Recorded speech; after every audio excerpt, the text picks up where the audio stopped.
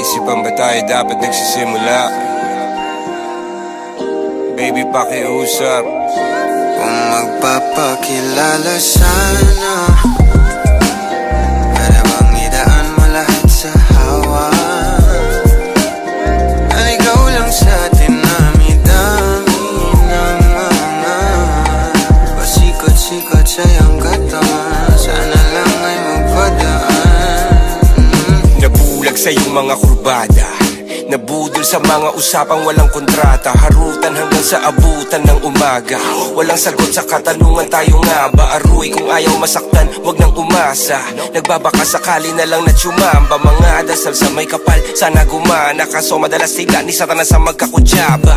Matagal ko na itong pinapanalangin na ika'y tuluyang mapaibig sa'kin. Ngunit ako'y parang dagan, di na kitang nanlawin. Pinaglaruan tapos pinakawalan rin. Tinigay tahimik, isip ay malalim. Hirap lang basahin, tila babaybayin. Sarili kong lingwahe ng pag-ibig ay pag-amin. Ikaw ginawa mong sining ang pagiging sinungaling. Kung magpapakilala sana, para bang idaan mo lahat sa hawa.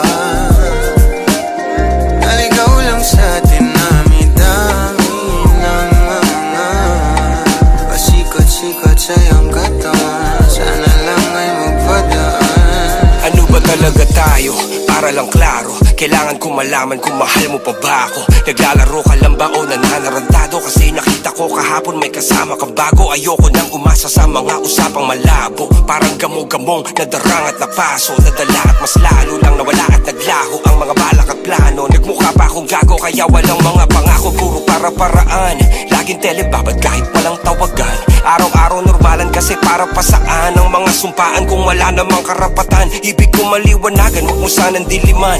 Kapaan parang magkasintahan sa sinihan, matinding palaisipan. Sa dami ng pasikot-sikot nagkakasalisihan. Kung magpapakilala sana, para bang idaan mo lahat sa hawa. Naligaw lang sa dinami-dami ng mga pasikot-sikot sa iyong katawan. Sana lang ay magpadaan. Oras at konting espasyo lang ang kailangan nating dalawa sa ngayon. Ngunit parang di naman to hadlang. Palapit na tayo sa kalawakan. May dalawang magkasintahan sa taas ng bundok, nagkasundong tapusin ang buhay nilang malungkot. Hindi na masaya sa kama, hanap na ituldok. Usapan ay sabay silang tatalon sa tuktok. Sabi niya, magtiwala ka lang sa'kin, mahal ko. Talon tayo ng sabay, pagbilang ko ng 3. Kaso lang, ang problema, pagkatapos niyang bumilang, siya lang ang tumalon. Si babae nagpaiwan, habang nakatingin sa kanya nakangiti lang. Ngunit biglang nagulat ang babae nang nakitang nakangiti din si lalaki habang pababa siya. Sabay biglang bukanan ng buhalang para kaida. Ngayon sino mas taksil sa dalawa? Sino ang mas tuso? Sino ang mas tanga talaga? Yung lalaki ba na may dalang back up plano? Yung babae na wala siyang balak back up?